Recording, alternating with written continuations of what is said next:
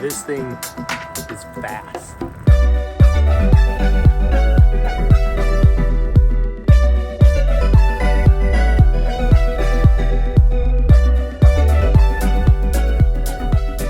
Hello everybody and welcome back. Today we are reviewing the ActBest Ranger. It's a newer e-bike on the scene. It's trying to compete with bikes like the Aventon Adventure and maybe the Hofsco Alpha, some of these fat tire hunting adventure, that like not quite like really mountain bike because it's not light, but definitely like rugged enough to be in the woods or on some trails. So it's in that under 2,000 mark, over 1,000 mark. It's a competitive area. So we're going to see how this ActBest Ranger stacks up. So we're going to take you back to when I started building this thing, and we'll come back here and take it for a ride. So let's check that out. Okay, quick initial thoughts. I've been building a lot of e-bikes lately. As you can see in my messy garage, they're all over.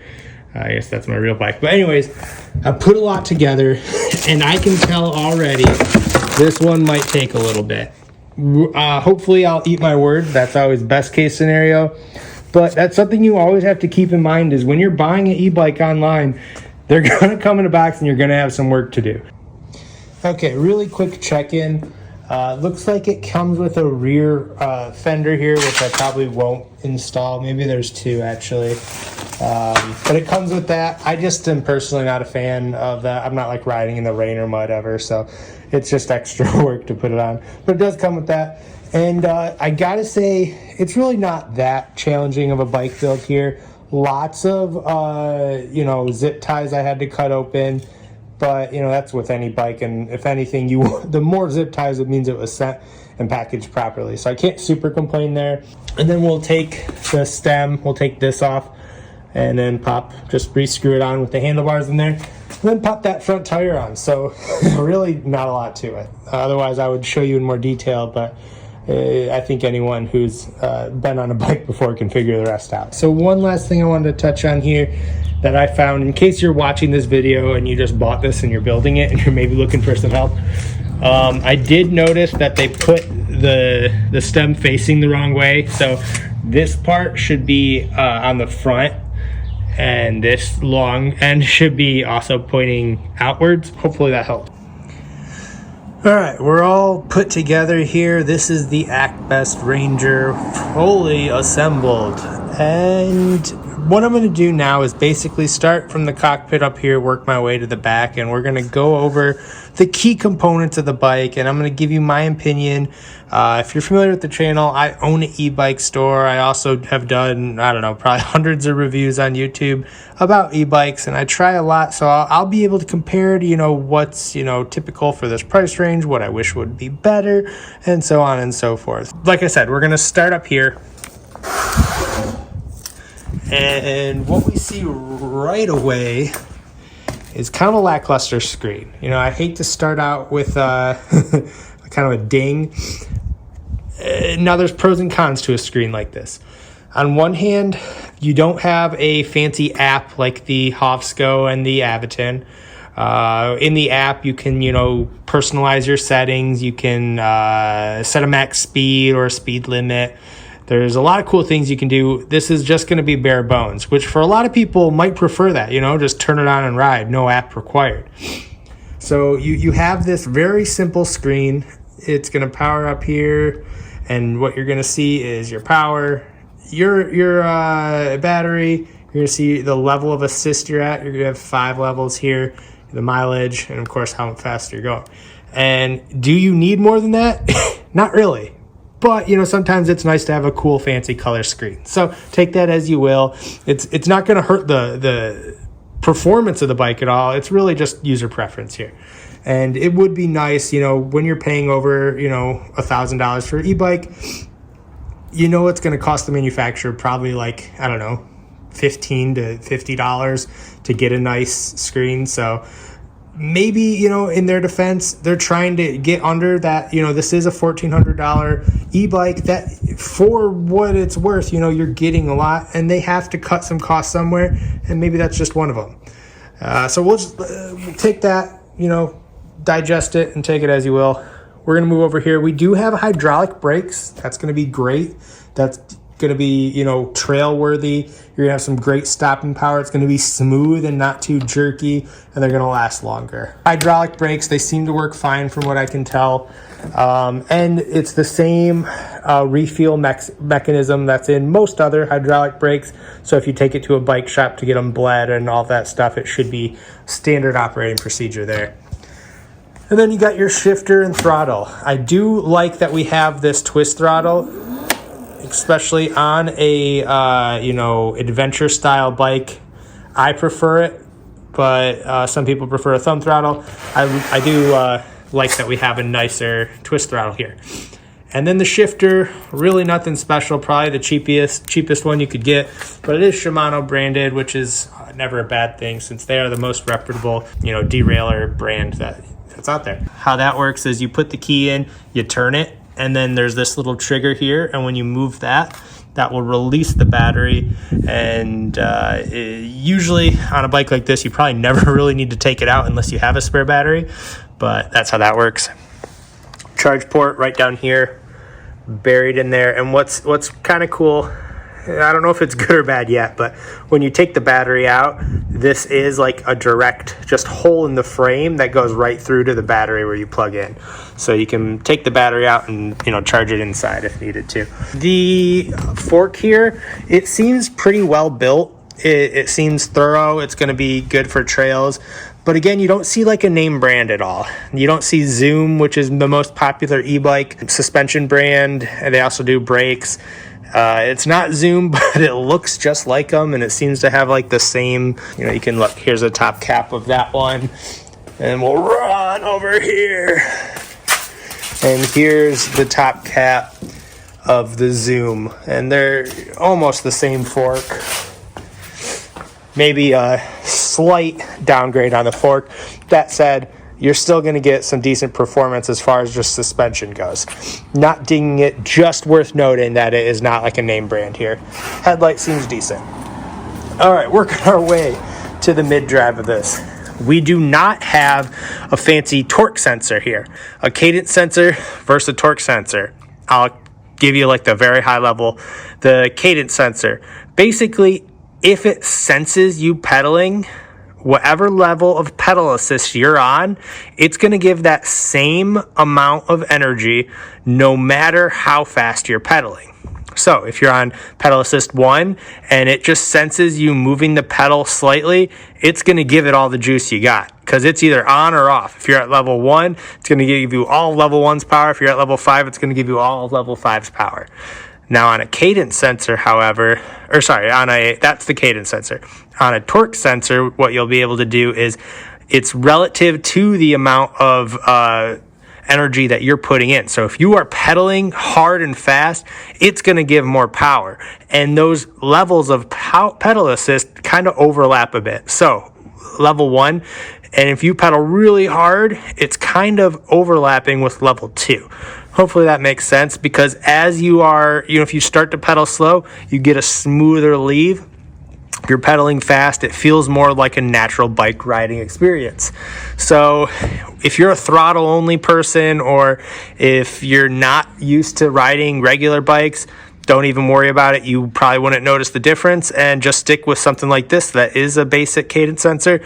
If you really want that organic bike experience, it's probably worth paying a little more to get that newer torque sensor. So moving back here is probably the most interesting part about this bike, and it's the 1,000-watt motor that peaks at 1,200. And especially for off-roading, hauling, maybe if you're taking this hunting, you're going to have extra cargo that you're going to need to haul with you. Maybe you want to do, something like this with a trailer to bring your kids on a trip. That extra power is going to be pretty nice. There's one downside, and you're going to have to look at rules. There are some laws that strictly prohibit anything over a 750-watt motor. So that is what sets this apart versus, the Aventon Adventure and Hovsco. All those are going to be 750-watt motors that peak at 1,000. So tons of power back here combined with that 15 amp hour battery. Might drain the battery a little faster. So just keep that in mind as well. Other than that though, this will be the most interesting part. It'll have a lot of quickness out of the gate combined with that battery and a lot of torque to be able to get up hills and, like I said, haul cargo. So lots of reasons to want that 1,000 watt back here. So yeah, we're gonna go for a ride now and then we'll do some final thoughts. Let's check it out.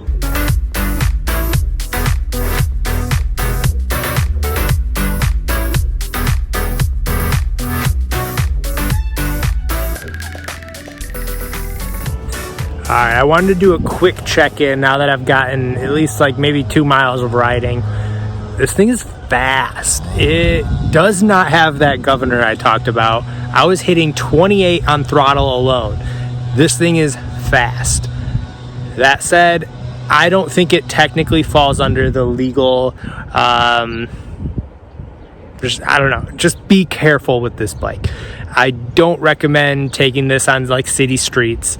And in fact, I encourage you to avoid it. This is definitely made for like trails and being off-road, you know, maybe hunting, like I said a lot. Like, this thing is fast. So we're gonna keep riding here and we'll check in again in a second. All right, so this is usually the part in the video where I take the bike up a long sloping hill and like make sure the motor has enough to handle it or whatever, but I can already tell you hills are not an issue with this guy. That 1,000 watt motor, I have only rode a mile so far, and I can tell you it's nothing. This thing handles it like nothing. That 1,000 watt motor is as advertised. It's fast, it's quick, it's fun. Now let's crush this hill and then do a little more riding.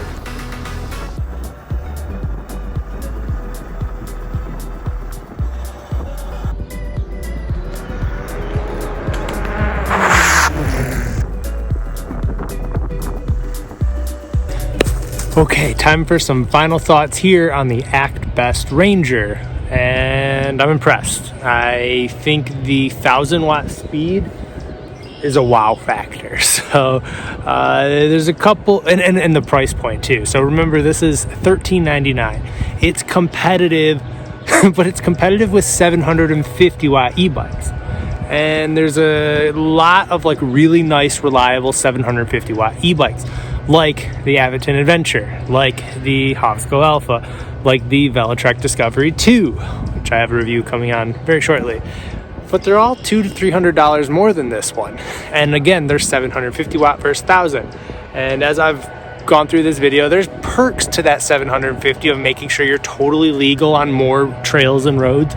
But there's a fun factor and reliability factor of people needing 1,000 watt motors to go up really steep hills outdoors in like woody terrain and trails, and hauling a deer out of the woods and things like that, where you need a lot of power, and that jump from 750 to 1,000 gets expensive, where this one is very competitive in that range. So it's interesting for that reason.